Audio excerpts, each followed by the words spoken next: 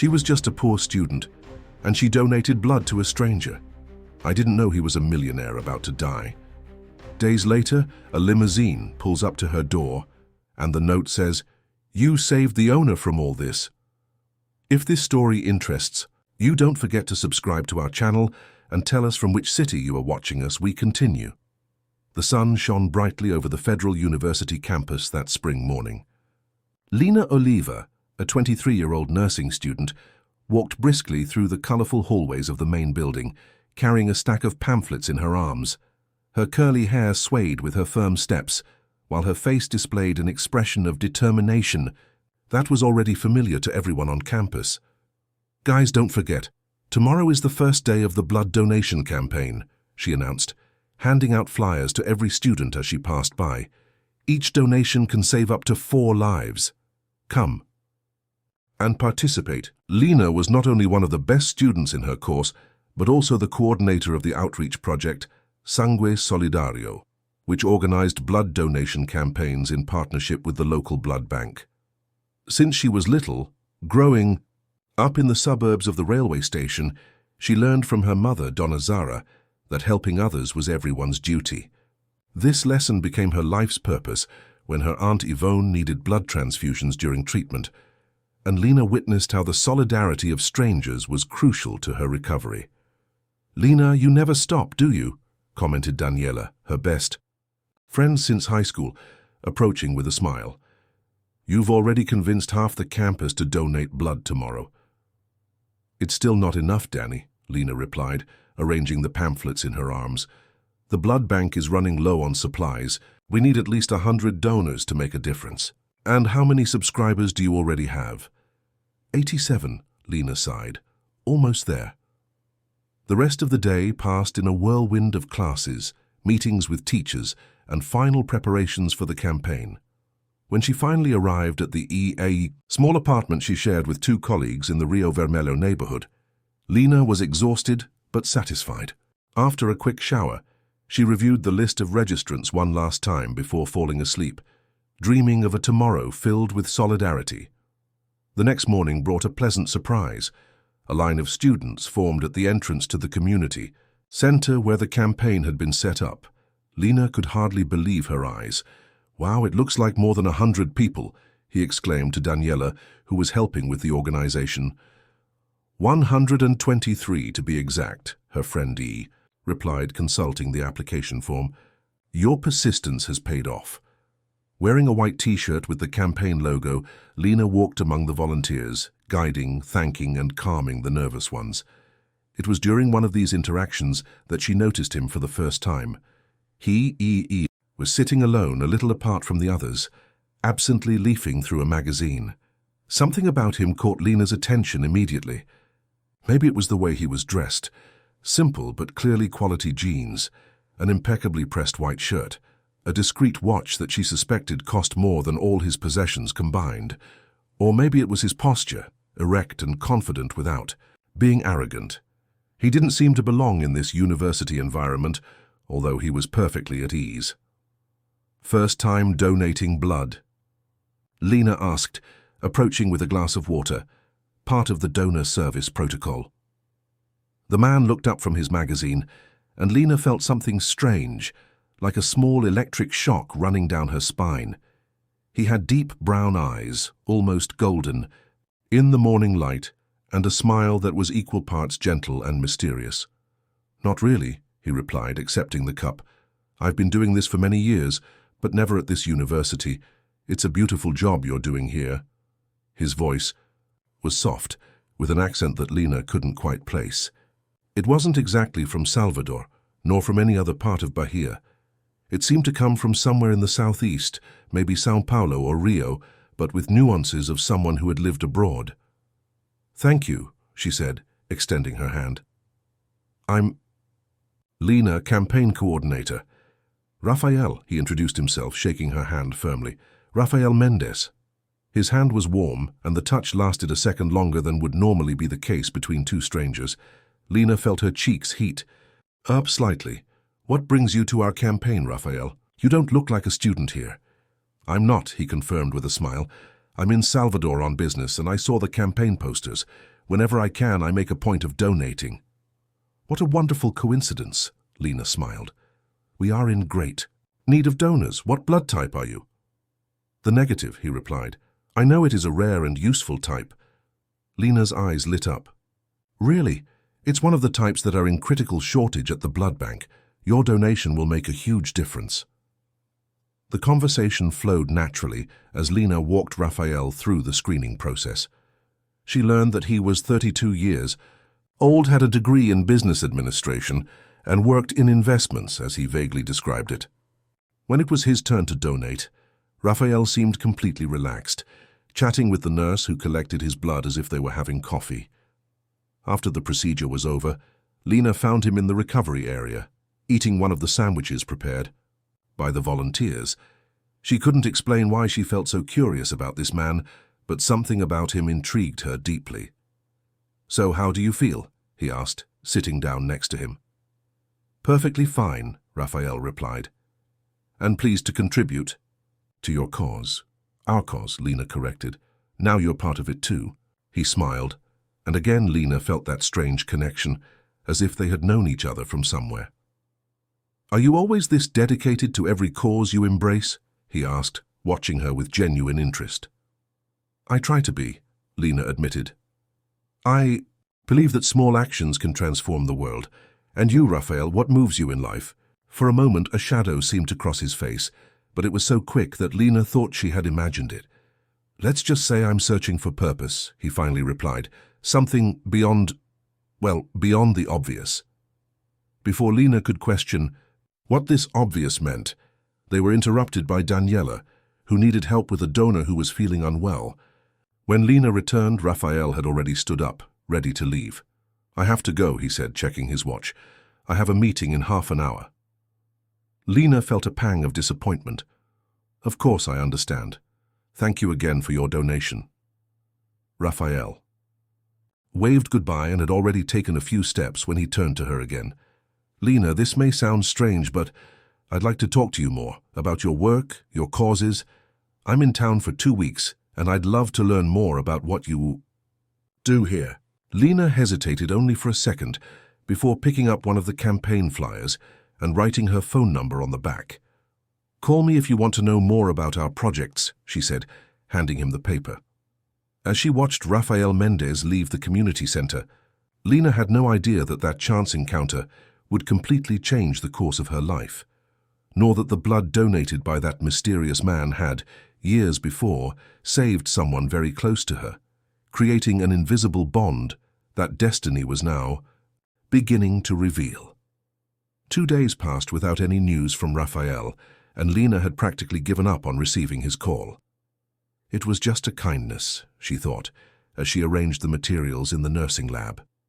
After all, what would a man like him, clearly successful and sophisticated, have to gain by talking to a nursing student? "Still thinking about the mysterious cat from the blood donation?" Daniela asked, interrupting his thoughts as she entered. "The lab?" "Of course not," Lena lied, feeling her cheeks flush. "I'm focused on the next phase of the project." "I know," Daniela laughed. "Is that why you've been checking your phone every 5 minutes since Tuesday?" Lena rolled her eyes, but couldn't help but smile. Her friend knew her too well. The phone vibrated at that exact moment, making both of them freeze for a second.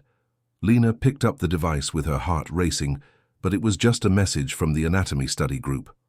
"See, I wasn't expecting anything," he said, trying to sound convincing. Daniela just shook her head, amused by the situation. "One day you'll admit that you're interested in him." The rest of the afternoon passed normally between classes and studying in the library. Lena was concentrating on a scientific article when her phone vibrated again. This time it was an unknown number. With her heart pounding, she answered. "Hello?" "Lena." The voice on the other end was unmistakable. "It's Raphael Mendez, from the blood drive." "Hi, Raphael," she replied, trying to control the emotion in her voice. "I thought you had forgotten about me." "Impossible," he laughed. "Sorry for the delay. I've had a few intense days of meetings. Is the invitation still valid to learn more about your projects?" An hour later, Lena was waiting at Café do Forte, a charming establishment in the historic neighborhood. She had chosen a public and busy place, following Daniela's advice. No matter how trustworthy it seems, the first time is always in a public place. Raphael arrived punctually, wearing dark dress pants and a blue shirt, with sleeves rolled up to his elbows. Once again, Lena noticed the understated quality of his clothes and accessories. He smiled when he saw her and approached with confident strides. "I hope I didn't keep you waiting," he said, sitting down across from her. "I just got here," Lena replied, even though she had been there for 15 minutes. The conversation flowed surprisingly easily. Raphael seemed genuinely interested in the blood donation project and other community work that Lena was coordinating at the university. She told him about her childhood in the suburbs of Salvador, how her single mother raised 3 children while working as a nursing technician, and how this inspired her career choice. "And your family?" Lena asked, noticing that Raphael spoke very little about himself. A slight hesitation. "My parents live in São Paulo. My father has an import and export company. I'm an only child." "Do you work with him?" "Not exactly," Raphael replied, taking a sip of coffee. "I followed my own path. I invest in startups, mainly in the social technology area." "Social technology? What exactly is that?" Lena was genuinely curious. "These are companies that use technology to solve social problems," he explained, his eyes lighting up with excitement for the first time. "For example, apps that connect small farmers directly to consumers, cutting out middlemen, or platforms that facilitate access to education in remote areas." Lena listened in fascination as Raphael described some of the projects he supported. It was clear that he was truly passionate about it. "But enough about work," he said suddenly. "Tell me more about Salvador. I've only been here a short time, and only know the basic sights." Lena's eyes lit up. Salvador was her pride and joy, her passion. Over the next 40 minutes, she gave him a verbal tour of the city. From the lesser-known beaches to the best places to hear live music, the most traditional candomblé temples, and the small art galleries hidden away in the historic center. "You should be a tour guide," Raphael joked when she finally paused. "I've had that suggested to me," Lena laughed, "but I'd rather save lives than show off sights." "Why not both? You clearly have a passion for both subjects." That observation touched Lena. Few people could see that her dedication to nursing and her love for Salvador came from the same source. A deep affection for people and their stories. "Maybe someday," she conceded, "when I'm done with college and have more time." "Speaking of time," said Raphael, looking at his watch, "I've already taken up almost 2 hours of yours. You must have a lot of commitments ahead of you." Lena was surprised to realize how much time had passed. "Actually, I have to get back to the lab. We have some research going on about blood typing in Quilombola communities. I can give you a ride," Raphael offered. "No need. The campus isn't far from here." "I insist," he said with a smile. "Consider it my contribution to the advancement of science." Lena hesitated briefly, but eventually agreed. On the way to the car, Raphael asked more questions about the research, demonstrating a surprising knowledge of public health issues. "How do you know so much about this?" Lena asked, puzzled. "I thought your field was business and technology." Raphael shrugged as he unlocked a sleek black SUV. "I like to stay informed on a variety of topics. You never know when a seemingly random piece of knowledge might come in handy." During the short drive to the university, Lena noticed that Raphael drove with the same restrained elegance that characterized his gestures and speech.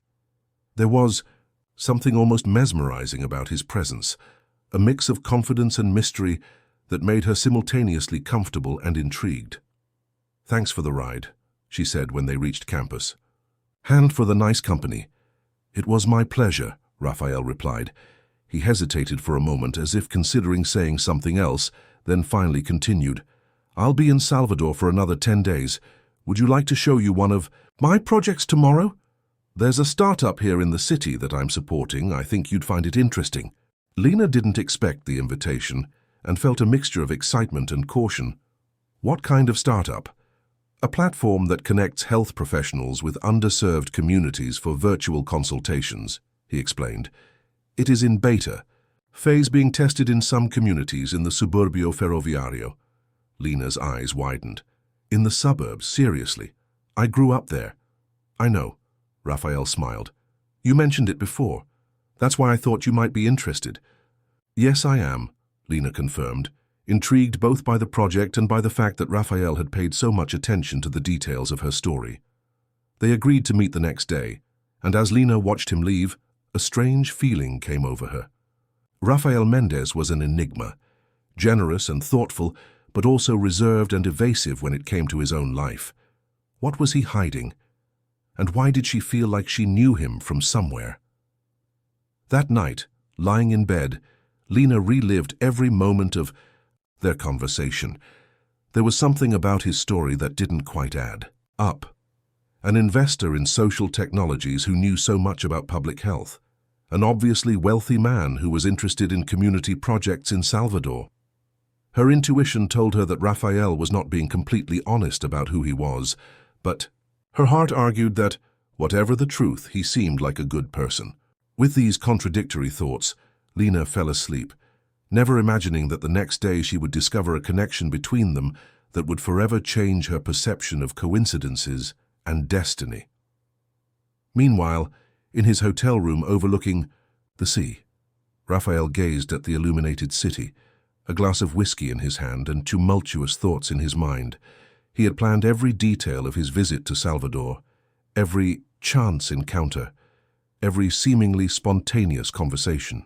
What he hadn't planned was to feel so attracted to Lena's authenticity and idealism. That complicated everything. Tomorrow she'll find out the first part of the truth, he muttered to himself.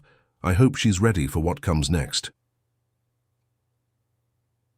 Day dawned with a rare, fine drizzle in Salvador, creating a veil of mystery over the city. Lena woke up before her alarm clock, anxious for her meeting with Raphael. As she got ready, she tried to contain her expectations. It's just a professional meeting, she repeated to herself, although she knew that her interest in him went beyond curiosity about the social project. Are you going to meet the mysterious millionaire again? Teased Tilda, one of her roommates, as Lena drank coffee. He's not a millionaire, Lena replied, rolling her eyes. He's just an investor. And investors with imported cars and luxury watches are super common in our social circle, Tilda laughed. Admit it, Lena. There's something weird about this whole story. Lena didn't answer, but her friend's words echoed in her mind as she waited for Raphael at the agreed-upon stop in front of the bus terminal in the Paripe neighborhood in the Suburbio Ferroviario. She had insisted on meeting there instead of being picked up at home. She wanted to test whether Raphael would really feel comfortable in one of the city's simpler areas.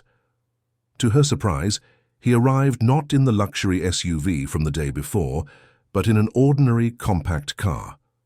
He was dressed in jeans, a simple t-shirt and sneakers, a much more casual version of the elegant man she had met. "Good morning," he greeted with a smile. "Ready to learn about the Connected Health Project?" "More than ready," Lena replied, getting into the car. "And I'm impressed that you came all the way to Paripe without a GPS." Raphael gave a soft laugh. "Who said I didn't use GPS? But I confess that I've been here a few times in the last few weeks. The project is located at the San Francisco Community Center. Do you know it?" Lena felt a shiver. "I know it very well. My mother volunteered there for years. It's 2 blocks from where I grew up." Raphael nodded as if he already knew this, and something about this gesture piqued Lena's curiosity even more. During the short walk to the community center, she watched as Raphael greeted some of the locals, who responded with familiarity. He was definitely not a stranger in this place. The San Francisco Community Center was a simple building painted in vibrant shades of blue and yellow, with a small garden at the entrance carefully maintained by volunteers. Upon entering, they were greeted by Donna Julia, a woman in her 70s who had coordinated the activities of the place since Lena was a child. "Raphael, I'm so glad you're back," exclaimed Donna Julia, hugging him affectionately. Then she turned to Lena and her eyes widened. "Lena Oliva, girl, it's been a while. How's your mother?" Okay, Mrs. Julia, Lena replied, kissing the lady's cheek. Still working at the hospital, but now as head nurse. How proud. Zara has always been determined. The lady looked from Raphael to Lena with an intrigued expression. Have you met before? We met recently, Raphael explained. Lena runs a blood donation project at the university. I thought she'd like to know what we're doing here. Donna Julia smiled in a way that seemed to be hiding some secret. Of course. Of course. Come, I'll show you the computer room. As they walked through the familiar hallways, Lena felt a strange mix of nostalgia and distrust. How had Raphael so quickly become so close to this place that had been an integral part of his childhood? It was too much of a coincidence. The computer room was a space that Lena remembered had been used for tutoring. It was now equipped with 10 modern workstations, each with a computer, high-definition webcam and headphones. This is the heart of the Connected Health Project, Raphael explained with evident pride. From here, residents can have virtual consultations with volunteer doctors and nurses from all over Brazil. We started with 4 specialties: general medicine, pediatrics, gynecology, and geriatrics. Lena walked around the room, examining the equipment with a technical eye. It was all of the highest quality. This must have cost a fortune. A necessary investment, Raphael replied without hesitation. The technology needs to be reliable so that professionals can make accurate diagnoses even from a distance. A young woman in a white lab coat entered the room carrying a clipboard. Ah, Mr. Mendes, we have 5 appointments scheduled for today, 2 pediatric and 3 general practitioner. Great, Aline. This is Lena Oliva, a nursing student at UFBA. She grew up here in Parapi and is interested in the project. Aline smiled. That's great. We always need more health professionals to join the volunteer network. For the next 2 hours, Lena watched the project in action. She saw children being treated by pediatricians who were physically present in São Paulo and Rio de Janeiro. She observed elderly people receiving guidance on medications from a geriatrician who worked in Recife. The system was impressive, with resources for sending prescriptions directly to the local community pharmacy and monitoring chronic cases. It's amazing, Lena admitted when they finally sat down at the small downtown cafe for coffee. But I still don't understand how you got involved with this community center specifically. Of all the places in Salvador, why the place I grew up? Raphael took a long sip of his coffee before answering. His eyes, usually confident, now revealed a certain vulnerability. It wasn't a coincidence, Lena. I researched you before going to the blood drive. Lena felt her heart race. What? Why? Because your name appeared on my blood donation records from 5 years ago. I donated blood in São Paulo, at a university campaign. My blood went to a national bank and was eventually transferred to Salvador. He paused, studying her reaction. To a patient named Zara Oliva. The world seemed to stop for a moment. Lena felt the blood drain from her face. My mother. Yes, Raphael confirmed. Your mother had an accident, 5 years, ergo and needed urgent transfusions. I knew about this because, at the time, I asked to be informed about the fate of my donations. When I learned that my blood had helped save someone, I wanted to know more about that person. Lena was trying to process the information. 5 years ago, her mother had been run over in front of the hospital where she worked. The accident was serious, requiring emergency surgery and multiple transfusions. Doctors even said it was a miracle that she had survived. Are you telling me that the blood that saved my mother was yours? Lena's voice trembled slightly. Raphael nodded. One of the donors, at least. She received blood from 3 different people. I had just returned from studying abroad and participated in a campaign at USP. And you kept that information for 5 years? Why? At first it was just curiosity. Then when I learned that the person who received my blood was a nurse, a single mother, raising 3 children in Salvador, I was touched. I began to follow her family's story discreetly. That's disturbing, Lena muttered, feeling exposed and vulnerable. I know how it must feel, Raphael admitted. But there was no invasive intention. It was more like a connection I felt, like somehow through that act of donating blood, I had become part of your story. Lena shook her head in confusion. What about the project here at the community center? Does that have anything to do with it? Yes and no, Raphael replied. When I researched your mother and her family, I learned how important this center was to the community and how much they needed support. I decided to invest. Here is a way to give back, I guess, to continue helping, not just with blood, but with resources that could benefit many people. So all this time, our meeting at the donation drive, it wasn't a coincidence. You planned all this? Raphael looked down for the first time since they met. Yes, I knew you studied nursing at UFBA and that you coordinated the blood donation project. I went there hoping to meet you. A heavy silence settled between them. Lena felt torn between admiration for the project he had created and discomfort at knowing that she had been, in a way, observed from a distance for years. Why? Didn't you tell me this from the beginning? He finally asked. I was afraid of your reaction, Raphael admitted. How do you explain to someone you've known indirectly for years that you feel connected to your family because of a blood donation? It sounds crazy, I know. Lena took a deep breath, trying to organize her thoughts. I don't know what to think about all this, Raphael. It's a lot of information to process. I understand, he said, a tone of resignation in his voice. If you prefer, I can take you back and not bother you anymore. Something about the sincerity of his expression touched Lena, as strange as the path that led them to meet had been. She couldn't deny that the project he had created was truly helping their community. And there was something else, a connection she had also felt since their first meeting that was now beginning to make sense. No, she decided. I want to know more about the project, about you, about this whole story. But this time I want the whole truth. No more secrets. Raphael stared at her for a long moment before nodding. The whole truth, he agreed. But I'm not sure. You're ready to hear it all right now. Try it, Lena challenged, crossing her arms.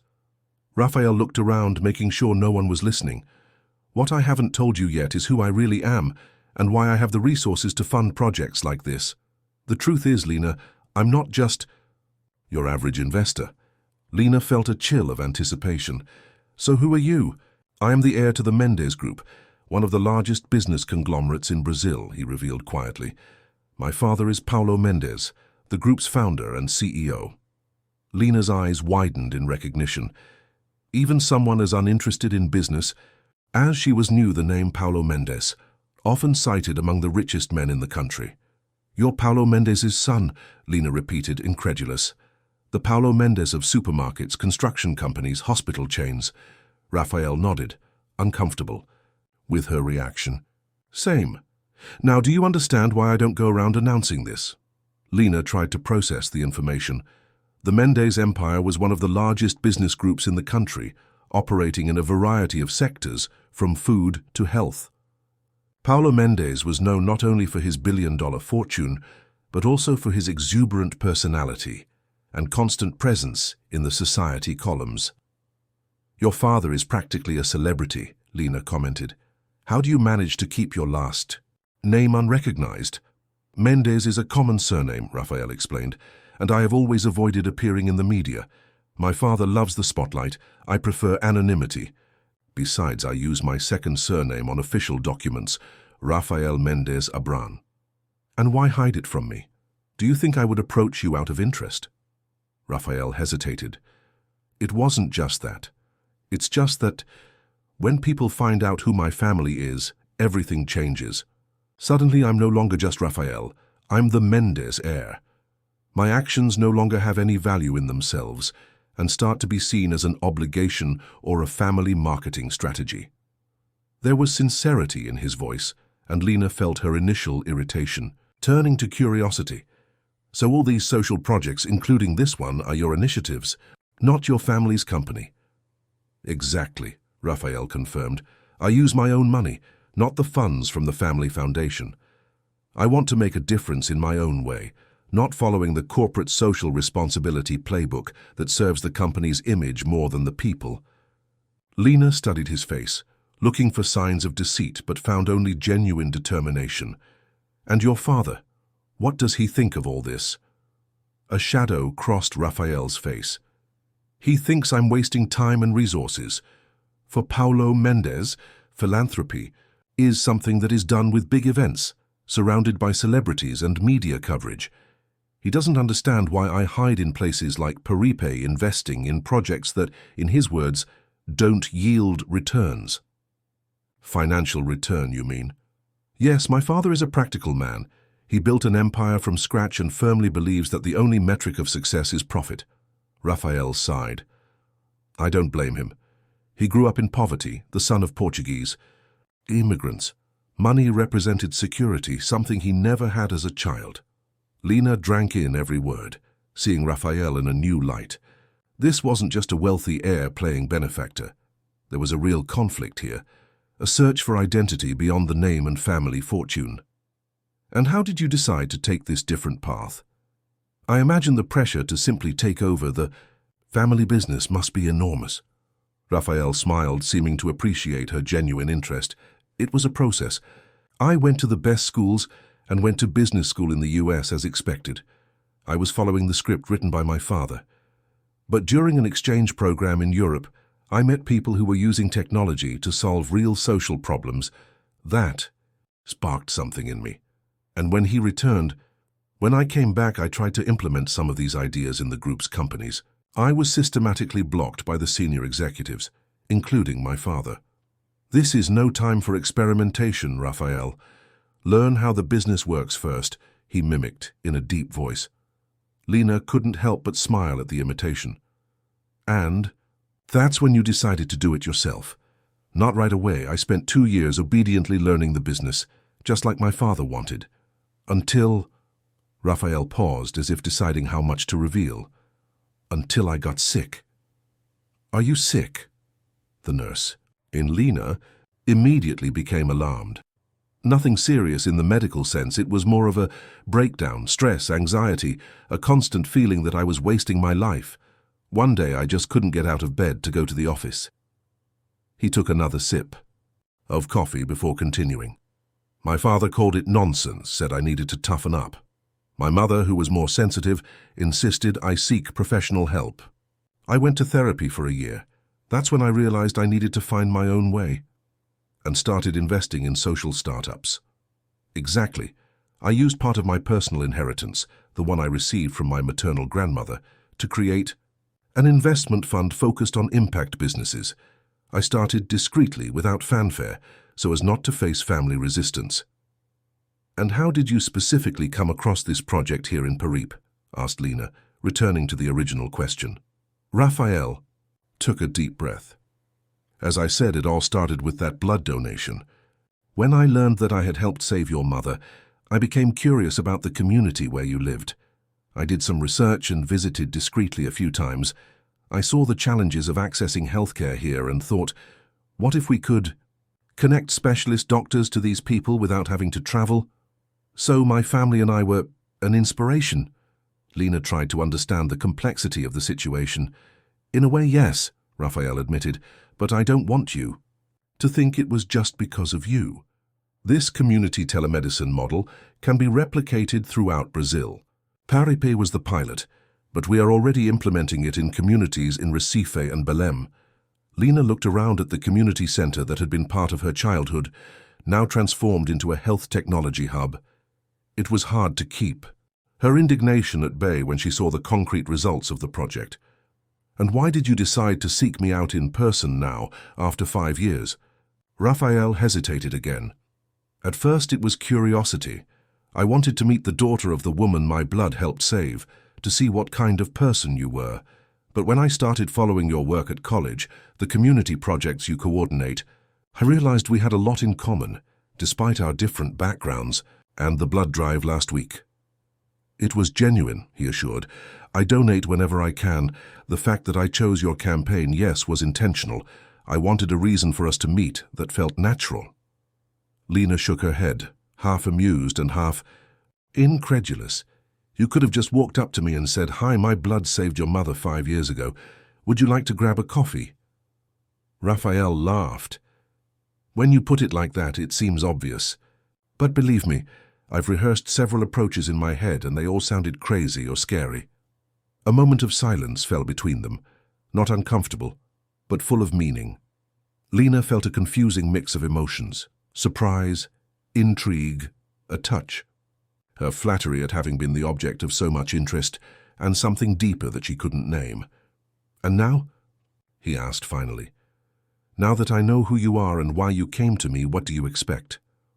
"Honestly, I don't know," Raphael admitted. "I haven't planned beyond the moment I tell you the truth. Maybe we can explore this strange connection fate has created between us, or if you prefer, I can simply continue with my project here and let you get on with your life." There was genuine vulnerability in his eyes, something Lena hadn't expected to see in someone in his position. For a moment, she didn't see the billionaire heir or the mysterious investor. She saw only a man searching for meaning, just like her. "I have a proposal," Lena said after a few moments of thought. "You have resources and management, knowledge. I have health knowledge and community connection. Why don't we expand this project together?" Raphael's eyes lit up. "What do you mean?" "I'm in my final year of nursing. My final project is about democratizing access to healthcare. What if we integrated your telemedicine platform with a training program for local community agents? They could continue treatment when the teleconsultation ends, ensuring adherence to medications and changes in habits." Raphael watched her with growing admiration as she detailed her idea, gesturing excitedly. "That's brilliant, Lena. It's exactly the kind of integrated approach that was missing. We could start with a pilot right here, at Centro San Francisco. I'm sure that UFBA would support it as a university extension project, which would give us access to more volunteers, medical and pharmacy students. And I could expand the technological infrastructure, perhaps develop a specific application for community agents." For nearly an hour they brainstormed, building together the foundations of a project that combined the best of their worlds. Lena's initial distrust had turned to professional enthusiasm, and Raphael's admiration for her only grew as he watched her articulate practical solutions to complex problems. "We need to put this on paper," Raphael said finally, checking his watch. "Can we meet tomorrow to structure it better?" "Sure," Lena agreed, equally excited. "I can bring some college friends who would certainly be interested in participating." As they left the community center, they both felt that something important had begun there. It was not just a professional project, but the beginning of a partnership based on shared values and a connection that, however unusual its origins, seemed destined to blossom. On the way home, Lena couldn't stop thinking about everything she had discovered. Rafael Mendes, or rather Rafael Mendes Abran, was not only a successful investor, but the heir to one of the largest business empires in Brazil. A man who could have been on yachts or at exclusive parties, but who had chosen to invest time and resources in a poor community in Salvador. And most surprising of all, a man whose connection to her had begun years before through an anonymous blood sample that had saved her mother's life. Fate, Lena thought, had curious ways of intertwining lives. Meanwhile, Raphael drove back to the hotel with a sense of lightness he hadn't experienced in years. Revealing his identity to Lena had been a risk, but her reaction, after the initial shock, had surprised him in a positive way.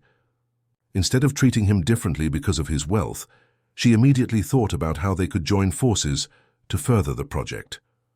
That was exactly why he'd been drawn to her from the start, he realized. Lena wasn't driven by status or money, but by a genuine desire to make a difference, something rare in his usual social circle, where relationships often came with hidden agendas. That night, they both slept with their minds full of ideas and possibilities. What had started as a strange coincidence now turned into a partnership, and perhaps into something deeper that neither of them dared to name yet.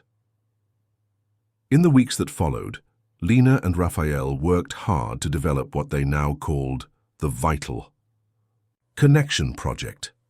The integration of telemedicine and community health workers quickly took shape, with the enthusiastic participation of UFBA professors and students. The San Francisco Community Center became the headquarters for the initiative. Lena assembled a group of 10 nursing, medical, and social work students who took turns training local residents as health agents. Raphael, in turn, expanded the technological infrastructure and, with a team of programmers, developed an app that allowed agents to follow up with patients between virtual appointments. On a particularly busy afternoon, while organizing materials for a workshop with new community agents, Lena noticed that Raphael seemed distracted, constantly checking his cell phone. "Is there a problem?" he asked, placing a stack of handouts on the table. Raphael hesitated before answering. "My father is coming to Salvador tomorrow. He wants to meet me for dinner." Oh, Lena didn't quite know how to react. In the past few days, Raphael had shared more details about his complicated relationship with his father. "Does he know about the project?" "Not exactly. I said I'm in Salvador to check out possible acquisitions in the hospital sector, which isn't entirely a lie. The Mendez Group is indeed interested in expanding its hospital network to the northeast. And you're going to tell him about Vital Connection." Raphael ran his hand through his hair, a gesture that Lena already identified as a sign of nervousness. "I don't know. It depends on his mood. Paulo Mendez on a good day can be a powerful ally on a bad day." "I see," Lena said, though she couldn't really comprehend the dynamics of a billionaire family. Her own family experience had been so different: a loving mother who had always supported her dreams, siblings bound together by bonds of genuine affection without power plays or dynastic expectations. "Actually," Raphael continued after a pause, "he asked me to take that nurse who's been taking up his time to dinner." Lena's eyes widened. "Me? How does he know about me?" "Apparently I've been followed," Raphael replied with a resigned sigh. "My father never fully trusted me to manage my own life. Ever since I started moving away from the family business, he's had people watching my every move." "That's disturbing," Lena commented, feeling a chill. The idea of being watched without knowing was uncomfortable. "And what did you say?" "I said I'd ask if you were available," Raphael replied, his gaze almost pleading. "I know it's a lot to ask, and I'll understand perfectly if you decline. Dinners with Paulo Mendez can be intense." Lena thought for a moment.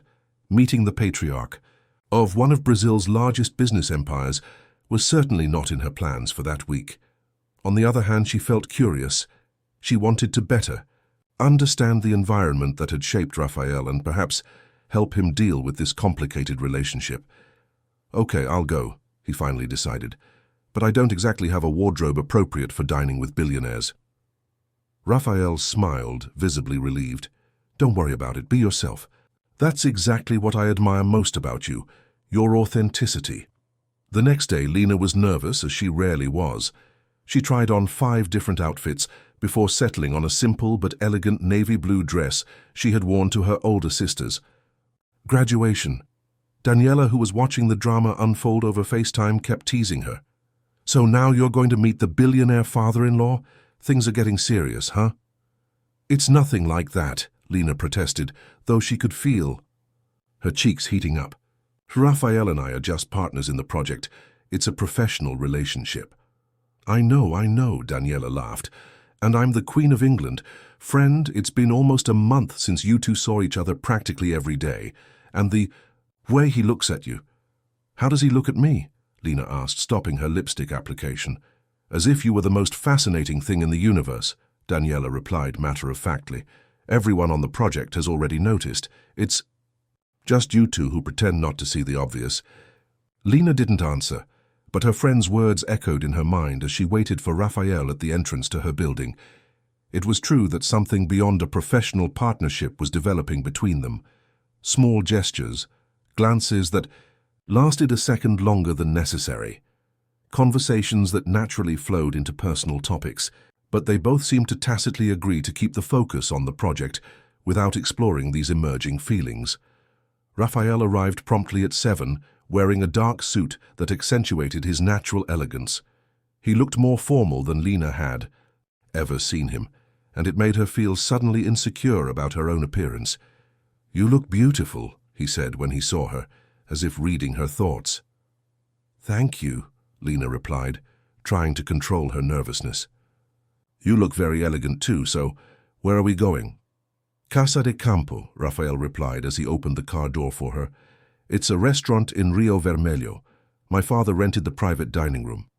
During the drive, Rafael seemed tense, drumming, his fingers on the steering wheel at every stop at a red light. Lena placed her hand over his in an instinctive gesture of comfort. It's going to be okay, he said, trying to sound more confident than he felt. It's just dinner.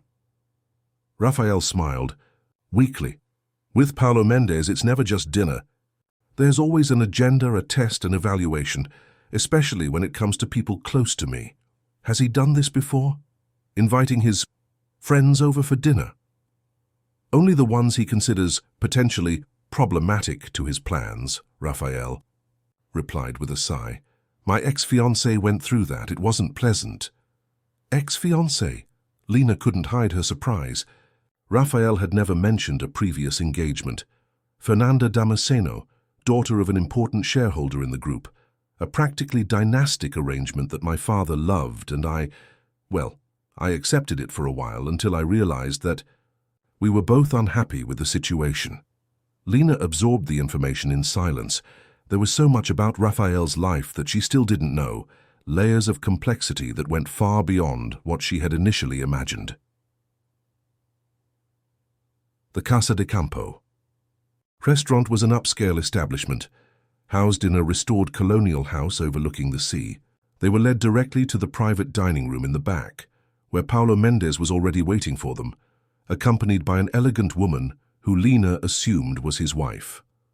Son! Paulo exclaimed, standing up to embrace Rafael.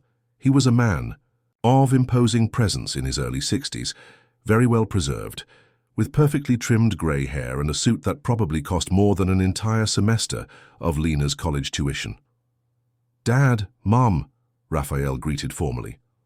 This is Lena Oliva, a nursing student at UFBA and my partner in the project I mentioned.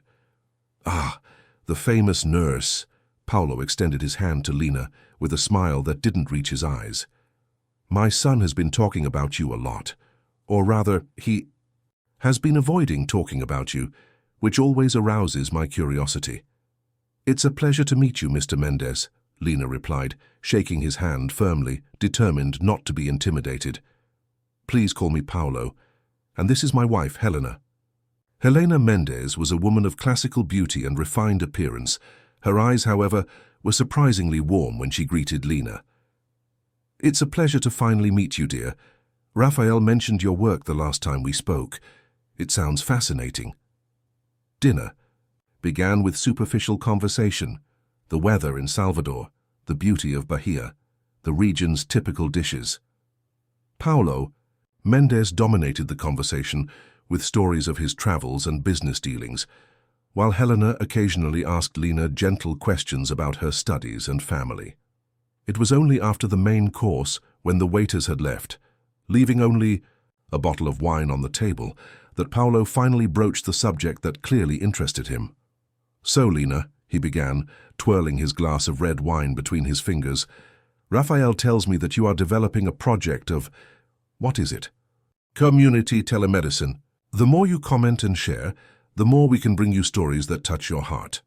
Leave your name in the comments, and we may include you in one of our next stories with a special greeting just for you.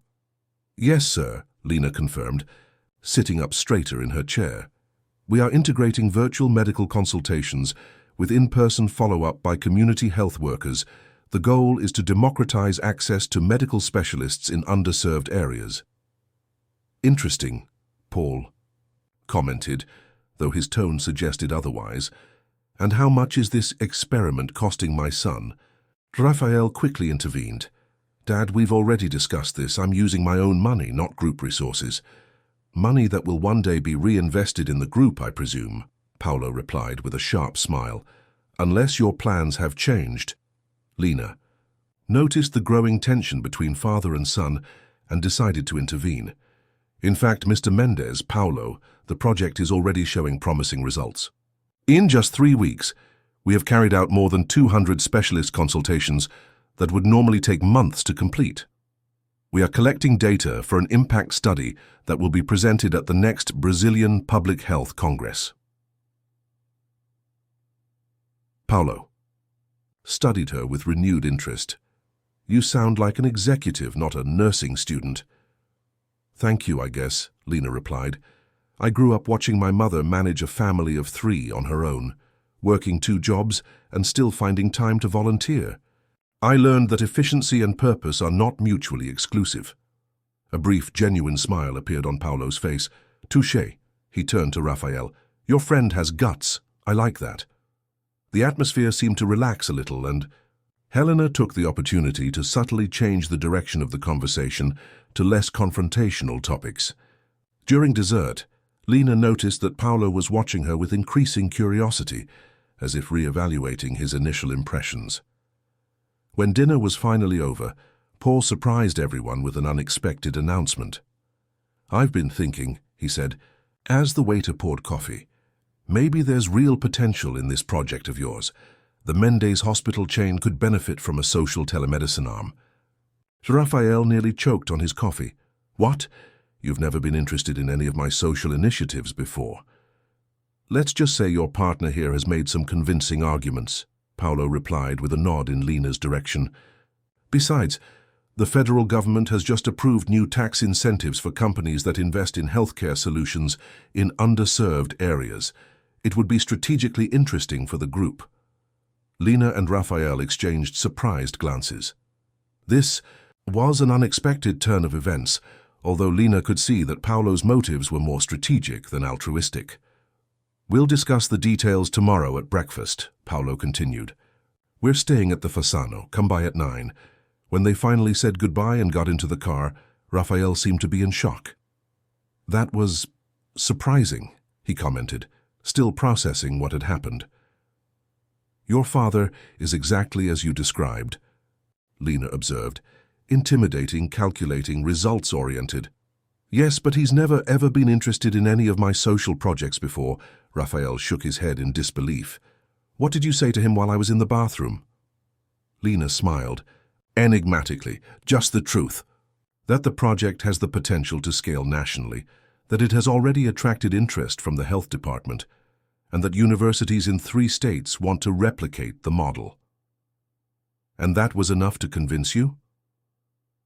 That, and perhaps, I discreetly mentioned that a report on the project will be published in Folha de São Paulo next week, highlighting innovative initiatives in public health. Raphael laughed. You're brilliant.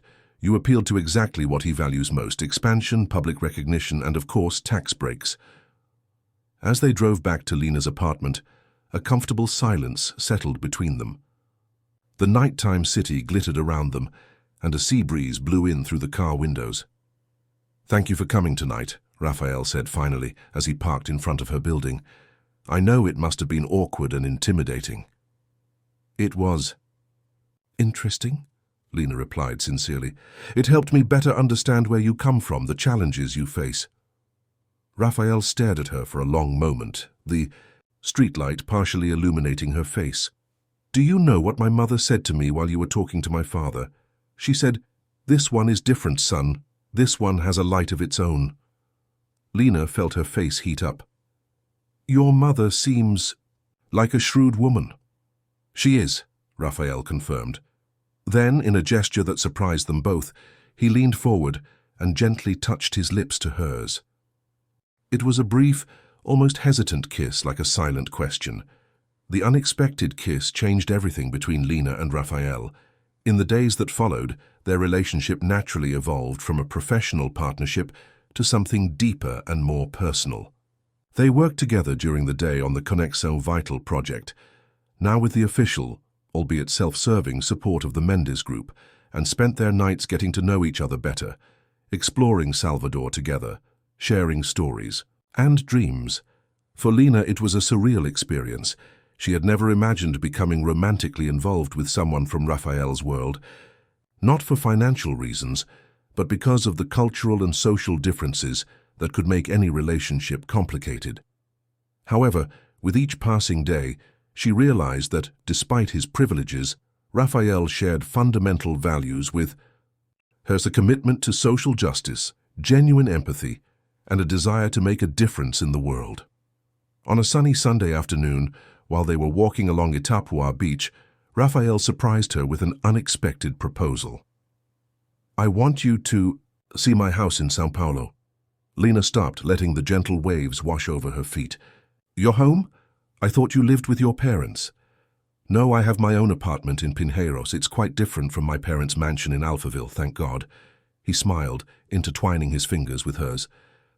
"The project here is well underway. We can spend a weekend there before I return for good to oversee the expansion." The invitation represented a new level of commitment, and Lina felt both excitement and apprehension. Getting to know Raphael's environment in São Paulo would mean entering more deeply into his world, with all the complexities that entailed. "I'd love to," she finally replied, squeezing his hand. 2 days later, they boarded the flight to São Paulo. To Lina's surprise, Raphael chose to travel in economy class instead of business or private, as would be expected of someone in his position. "I'd rather go unnoticed," he explained when she mentioned it. Besides, the 3 hours go by fast. Raphael's apartment in Pinheiros was a pleasant surprise. Although spacious and well located in a modern building, it was unpretentious and cozy. Walls lined with books, comfortable furniture, a small balcony with well-tended plants. Nothing ostentatious or overly luxurious. "It's not what I expected," Lina admitted as Raphael showed her around the apartment. "What did you expect? Italian marble and gold faucets?" he joked. "Maybe not so much," Lina laughed, "but something. More, I don't know, impersonal, like those apartments in magazines." "This is my father's house," Raphael commented. "Perfect for impressing, terrible for living. I prefer a place that actually feels like home." Over the next 2 days, Raphael showed Lina his version of São Paulo. Not the luxury shopping malls or Michelin-starred restaurants, but independent bookstores, cultural cafes, innovative social projects, and urban parks. It was a vibrant and complex city, with huge social problems, but also with a creative energy that enchanted her. On Saturday night, while they were preparing a simple dinner together, Raphael's phone rang. His expression changed when he saw the name on the screen. "It's my father's secretary," he said before answering. The conversation was brief, consisting mostly of yes and I see from Raphael. When he hung up, his face was tense. "What happened?" Lina asked, worried. "My father is calling a special board meeting tomorrow morning. He wants me to be present." He ran a hand through his hair, clearly displeased. "Apparently, there are urgent matters regarding Project Life Connection that need to be discussed." "Is this bad?" "I don't know," Raphael admitted, "but Sunday meetings are never a good sign, and Christina, his secretary, had a strange tone." Lina felt a knot in her stomach. In recent weeks, the project had gained significant momentum with the support of the Mendes Group. New equipment, more professionals, plans to expand to other communities. If Paulo Mendes was rethinking his involvement, it could jeopardize everything. "Do you want me to go with you?" he offered. Raphael considered for a moment. "Maybe it's best if I face this alone. Corporate boardrooms can be hostile environments, especially ours, full of dinosaurs who only see numbers." The rest of the evening was marked by an underlying tension. Even as they watched a movie, Lina could feel Raphael's worry, his mind clearly focused on the meeting the next day. On Sunday morning, he left early, wearing a formal suit that transformed him visually, more serious, more distant, almost a stranger compared to the laid-back Raphael she had met in Salvador. "Don't expect me for lunch," he said, kissing her quickly. "These meetings can go on." Alone in the apartment, Lina tried to distract herself by reading, surfing the internet, watching television. Nothing worked. Her mind kept returning to Raphael and the possible consequences of that mysterious meeting. Around 2 in the afternoon, when I was already considering going out for a walk around the neighborhood, the doorbell rang. On the intercom, a female voice identified itself. "Fernanda Damasceno. I need to speak to Raphael, it's urgent." The name startled Lina. Fernanda Damasceno, Raphael's ex-fiancée. What was she doing there? Raphael isn't here, Lena replied hesitantly. Is there anything I can do to help? A moment of silence. Who's speaking? Lena Oliva, Raphael's friend. Another silence, then, please, I need to go upstairs. It's about the board meeting. Raphael needs to know what's going on. Intrigued and slightly apprehensive, Lena allowed entry. Minutes later, she opened the door to an elegant woman, about her age, impeccably dressed in a light-colored trouser and blazer ensemble, her dark hair perfectly arranged in a bun. You must be Salvador's nurse, Fernanda said, studying her with shrewd eyes. There was no hostility in her voice, just open curiosity. And you, the ex-fiancé, Lena replied, maintaining her composure. Raphael is in a meeting with the council. I know, I just got out of there. Fernanda entered the apartment without waiting for an invitation. That's why I came. Raphael is about to fall into a trap, and I thought he deserved to be warned. Lena closed the door, puzzled. What kind of trap? Fernanda walked into the living room, looking around with a familiarity that suggested she had been to this apartment many times before. Paulo is using the Conexão Vital project to force Raphael to resume an executive role in the group. The proposal seems generous on the surface, a national expansion of the project with Raphael as director, but the clauses in the contract are a trap. Like this? The project would be incorporated into the Mendes Foundation under the direct control of the board. Raphael would lose decision-making autonomy, but would assume responsibility for impossible financial goals. It is a trap to make him fail and learn a lesson. Lena sat down, trying to process the information. How do you know all this?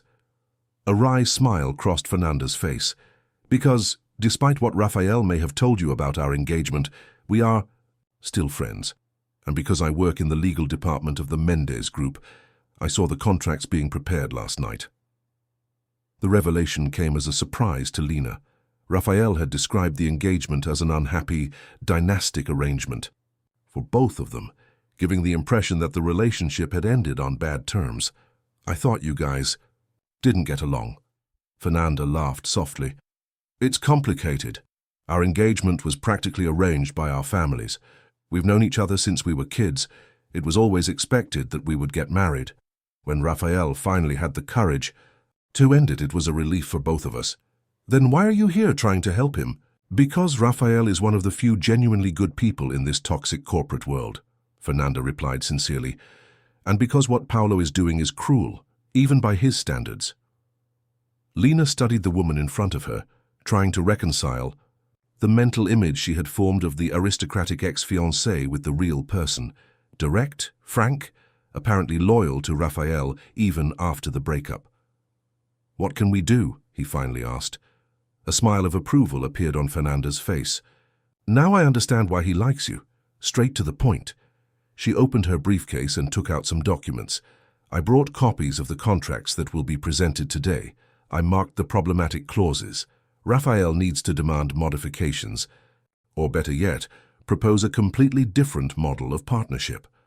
For more than an hour, the two women reviewed the documents together. Fernanda, with her legal expertise, explained the contractual pitfalls hidden in flowery corporate language. Lena, in turn, contributed insights into how the project could be structured to maintain its integrity and original purpose. You catch on quickly, Fernanda commented, impressed. Most people get lost in all that legal jargon. I grew up watching. My mother read employment contracts and health insurance plans with a magnifying glass, Lena explained. She taught me never to sign anything without understanding every word. They were so absorbed in the discussion that they barely heard the door open. Raphael stopped at the entrance to the room, open-mouthed, when he saw the two women in his life sitting together surrounded by papers. What's going on here? He asked, astonished. Emergency intervention, Fernanda replied, standing up. Your father is trying to trick you, and your girlfriend and I are working on a counter-attack. Raphael looked from one to the other, clearly confused. You two know each other. Exactly. Lena checked her watch. 1 hour and 40 minutes ago. Enough time for us to discover that your father is even more calculating than we imagined. Raphael loosened his tie and collapsed onto the couch. He looked exhausted and haggard. The meeting was a nightmare.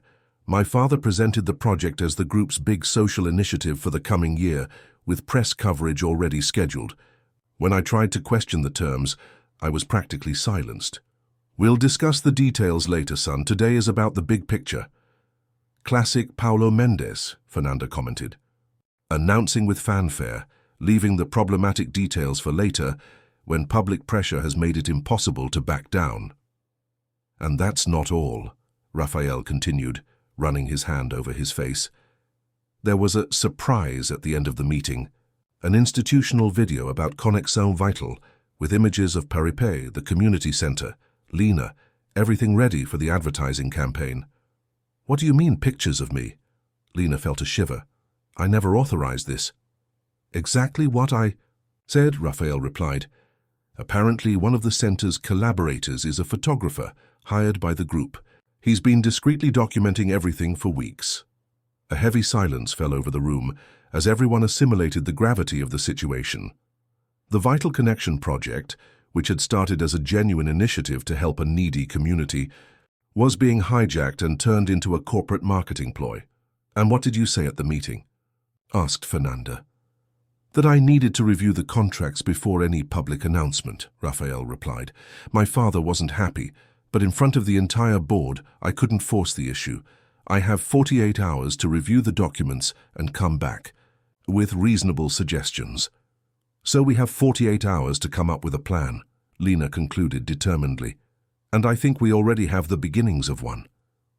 Raphael looked at the two women with a mixture of surprise and admiration. "You were really working together on this?" "Your ex-fiancé is a lot nicer than you let on," Lena commented with a small smile. "And your current girlfriend is much more perceptive than your father assumes," Fernanda added. A slight blush colored Raphael's cheeks when he heard Lena being called his girlfriend, but he didn't correct her. Instead, he sat at the table with them, ready to hear what they had come up with. Over the next few hours, the three worked on a strategy to preserve the essence of Connexion Vital while still allowing some involvement from Grupo Mendes. Fernanda's legal expertise, combined with Lena's knowledge of the practical workings of the project and Raphael's understanding of the group's internal dynamics, formed a surprisingly effective team. "The key issue is governance," Fernanda explained, pointing to a diagram they had drawn. "Instead of subordinating the project to the Mendes Foundation, we should propose an independent organization with a diverse board, representatives of the community, health professionals, academics, and yes, members of the Mendes Group, but as partners, not controllers. And we need to protect patient data," Lena added firmly. "It cannot be used for marketing without explicit individual consent." Raphael watched the two of them, marveling at the unexpected synergy between them. "This is brilliant, but knowing, my father, he'll resist."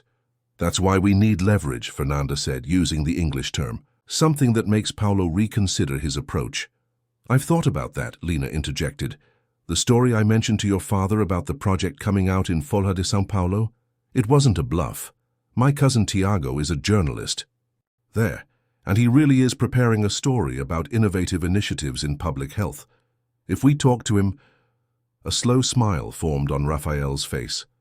"We can guarantee that the report highlights the community governance model as essential to the project's success." "Exactly," Lena confirmed.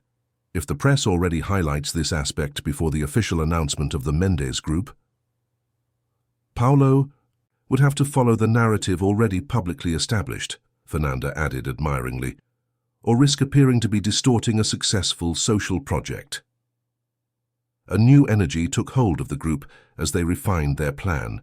For Lena, it was surreal to be here in São Paulo, strategizing against one of the most powerful men in Brazil, alongside her son and his ex-fiancé. But it was also strangely empowering to realize that, for all his wealth and influence, Paulo Mendes was not invincible. When they finally finished, it was already past midnight. Fernanda said goodbye, promising to check some additional legal details the next day. At the door, he surprised Lena with a spontaneous hug. "Take good care of him," he whispered. "Raphael deserves someone who sees him for who he is, not for the name he carries. Alone at last, Lena and Raphael collapsed on the couch, mentally and emotionally exhausted. "Breakthrough day," she commented, leaning back against his chest. "The strangest thing in my life," Raphael agreed, hugging her. "I woke up prepared for a corporate battle and ended up seeing my ex-fiancée and my current girlfriend joining forces against my father." The article in Folha de São Paulo was published on Tuesday, exactly as planned. With the title, "Innovation in Health: How Community Governance is Revolutionizing Access to Medicine," the article detailed how the Conexão Vital project works, highlighting in particular its participatory management model as a crucial factor in its success. Unlike traditional corporate social responsibility initiatives, Conexão Vital places the community at the center of decision-making, read an excerpt. Local residents are not just passive beneficiaries, but active participants in the governance of the project. This model ensures that technology serves the real needs of the population rather than being a top-down solution. The report mentioned Raphael's involvement and the Mendes Group's interest in expanding the initiative, but always emphasizing the importance of maintaining the project's original philosophy. It also included testimonials from Paripé residents and health professionals involved, all emphasizing how the community approach was fundamental to the results achieved. "It's perfect," Raphael commented, reading the online version on his tablet. As they ate breakfast, "Your cousin is a genius. He just reported the facts," Lena replied with a smile. "But yes, he understood exactly the angle we needed to highlight." The meeting with Paulo Mendes was scheduled for that afternoon. Raphael and Lena had decided to confront him together, armed not only with the contractual counter-proposal drawn up with Fernanda's help, but also with the report that was already shaping the public perception of the project. "Nervous?" Lena asked, watching Raphael repeatedly adjust his tie in front of the mirror. "Oddly enough, no," he replied. "For the first time, I feel like I have control of the situation in a negotiation with my father. Regardless of the outcome, I know we are defending something worthwhile." The Mendes Group headquarters occupied the top 10 floors of an imposing building on Avenida, the financial heart of São Paulo. As they entered the monumental lobby with its soaring ceiling and strategically placed contemporary sculptures, Lena felt momentarily intimidated by the ostentation of corporate power. "Take a deep breath," Raphael whispered, sensing her discomfort. "It's all a facade. Behind all this, luxury are just people trying to impress other people." On the 50th floor, they were led directly to Paulo Mendes' office. The patriarch was waiting for them, sitting behind a huge dark wooden desk, with the entire city stretching out like a carpet through the panoramic windows behind him. A setting clearly designed to emphasize his power and position. "Raphael, Lena," he greeted with a wave. "I assume you saw this morning's report." "We saw it," Raphael confirmed, keeping his tone neutral as they sat in the chairs in front of the table. "Excellent coverage of the project." Paulo studied his son for a moment, then turned his piercing gaze to Lena. "Interesting how the article emphasized the issue of community governance so much, isn't it? Almost as if it knew exactly which points to highlight to complicate our planned restructuring." "Maybe because it's really what sets the project apart," Lena replied calmly. "Any competent journalist would realize that if they investigated further." A brief smile crossed Paulo's face. "I see. And I suppose the fact that the journalist is your cousin Tiago Oliva is just a happy coincidence." Lena kept her gaze steady. "Tiago has covered healthcare for years. The project got on his radar on its own merits." Sure. Paulo leaned back in his chair, swiveling slightly from side to side. "And I assume you've brought a counteroffer to our contracts." Raphael placed a folder on the table.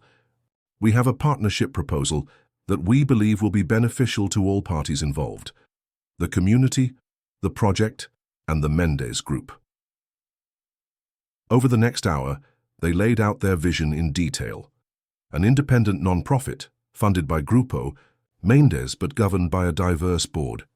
The group would have the right to use the project in its marketing and social responsibility campaigns, but would have no editorial control over the narrative. The expansion would be gradual, based on measurable health outcomes, not artificial targets for visibility or indirect financial returns. Paul listened silently, occasionally taking notes. His face, trained by decades of relentless negotiations, revealed nothing of his inner reactions. "Interesting," he said finally, when Raphael had finished his presentation. "Quite different from what our legal department had prepared." "The original proposal did not serve the fundamental interests of the project," Raphael responded firmly. "It would transform a genuine social impact initiative into a mere marketing tool." Paolo interlaced his fingers on the table, studying his son intently. "You really believe in this project, don't you?" "I believe." "And you're willing to go? Against your own father, risk your place in the group for that conviction?" "I am." A long silence followed, filled with tension. Lena observed the dynamic between father and son, so similar in determination, so different in values. Finally, Paolo stood up and walked to the window, looking out over the city below. "You know, Raphael, when I was your age, I also defied my father. He wanted me to continue with the small import company I had built. I insisted that we needed to expand, diversify, take risks. We argued fiercely." Raphael seemed surprised by the unexpected direction the conversation had taken. "You never told me that." "Because I don't like to remember that period," Paolo admitted, his back still to them. "My father died a few months later before he could see that I was right. I never had the chance to prove myself to him." Turning slowly, Paolo stared at his son with an expression that Lena couldn't decipher, a mixture of pride, resentment, and something that seemed almost respect. "Maybe that's why I try so hard to control your steps," Paolo continued. "I'm afraid you'll make irreparable mistakes, that you'll squander the empire I've built." Or perhaps, Raphael suggested gently, "You're afraid I'm right about something you can't understand." Paolo smiled, a genuine smile that momentarily softened the hard lines of his face. "Touché." Returning to the table, he picked up the folder containing the counteroffer. "I will review this properly.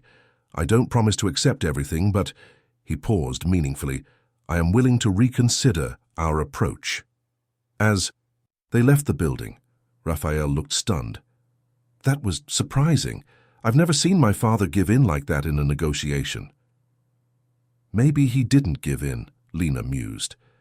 "Maybe he just recognized that you're no longer the son who blindly follows his orders, that you've become an adversary worthy of respect." Raphael considered this prospect as they walked down the busy avenue. "You know what's strange? I think for the first time I really felt like his son. Not because I was obeying him, but precisely because I was challenging him with his own weapons: strategy, preparation, conviction." Over the next few days, intense negotiations took place between the Mendes Group's legal team, including Fernanda, who had secretly become Raphael's ally, and the pro bono lawyers Lena had recruited through the university. Gradually, a deal began to take shape, maintaining the essence of the counteroffer, while making strategic concessions to satisfy the group's corporate interests. A week later, they returned to Salvador, no longer as visitors, but as leaders of a project that was about to become a national organization. "It's unbelievable how much has changed in 2 months," Lena said as they walked through the San Francisco Community Center, now filled with new telemedicine stations and volunteers in training. "If someone had told me during that first blood drive that we would be here today, I would never have believed it," Raphael agreed, hugging her around the waist. Donna Julia approached, carrying a tray of coffee. "You two look exhausted, but happy." "We are," Lena confirmed, gratefully accepting the cup. "We've managed to ensure that the project will maintain its essence, even with the expansion." "I never doubted it," the lady smiled. "From the first day I saw you two together, I knew you formed a powerful partnership. Different worlds, same values." That night, sitting on the balcony of Lena's small apartment, contemplating the starry sky of Salvador, Raphael seemed thoughtful. "What are you thinking about?" she asked, snuggling into his arms. "How it all began. How a simple blood donation years ago connected us in ways I could never have imagined." He paused. "Do you believe in fate, Lena?" She considered the question. I don't know if I believe in a predetermined path, but I do believe that certain souls are destined to meet, regardless of the circumstances. Like us? Like us, she confirmed, smiling. The billionaire heir and the suburban nursing student. Who would have thought? Raphael laughed softly. My father is still trying to understand. I think he hoped it was just a phase, an exotic fling that I would soon outgrow. And what did you say to him? That you showed me a world that money can't buy, a world of genuine purpose, of real connections, of meaningful impact. Lena felt her heart race. What now? What's the next chapter in our story? Raphael pulled away slightly to look her in the eyes. That depends on you. I know your life is here, your family, your studies, your projects. I don't want you to give up any of that for me. And I don't have to leave, she replied.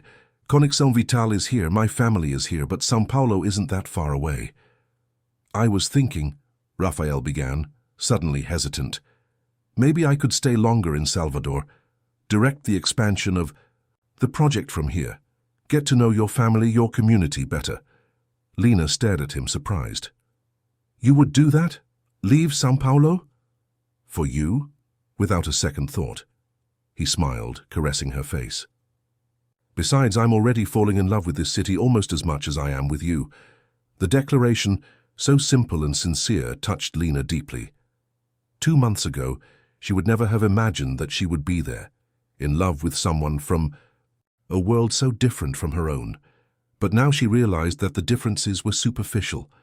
In what really mattered, values, dreams, commitment to good, they were extraordinarily compatible. We have time, she said finally, time to figure out how to balance our worlds, how to build something that honors who we are individually and as a couple. 3 months later, the Conexão Vital project was officially launched as an independent national organization with initial centers in Salvador, São Paulo, and Recife. With funding from the Mendes Group and other social investors attracted by the initiative, the community governance structure remained intact, even becoming a model studied internationally. Paulo Mendes, surprisingly, became a vocal supporter of the project, not only because of its marketing potential, but because he gradually began to understand its real importance.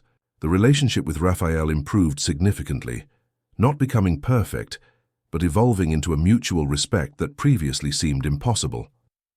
Lena completed her nursing degree with honors, developing a thesis on community telemedicine that received national recognition. Her mother, Zara, was invited to coordinate the training of community workers in the expansion of the project, combining her practical experience with her daughter's academic knowledge. As for Raphael and Lena, they decided to live between Salvador and São Paulo, building a life that embraced both worlds. His apartment in Pinheiros was given touches of Bahia. Hers in Rio Vermelho was renovated to accommodate an office where they could both work. It wasn't a perfect solution, but it worked, just like them, adaptable, flexible, built on compromise and mutual respect. On a sunny afternoon during a blood drive organized by Conexão Vital at the San Francisco Community Center, Raphael watched Lena guiding new volunteers. His heart overflowed with admiration and love for this woman who had transformed his life in ways he never imagined possible. You know, said Donna Julia, approaching him, when your mother was here last week, she told me how you've changed, how much happier you seem, how much more fulfilled. And I am, Raphael confirmed. I have found my purpose and an incredible partner to share it with. The lady smiled, her wise eyes shining. Some people give blood, some people give time, some people give money, but the most precious gift is when we give our hearts, our true selves. That's what you two did for each other. Raphael nodded, watching Lena approach with a radiant smile. The journey that had begun with a simple blood donation had taken them to unexpected places, breaking down barriers, building bridges, transforming not only communities, but their own hearts. And as Lena intertwined her fingers with his, Raphael knew with absolute certainty that the next chapter of their lives would be even more extraordinary than the first. Have you signed up yet? Do it now, and tell us which city you're following us from.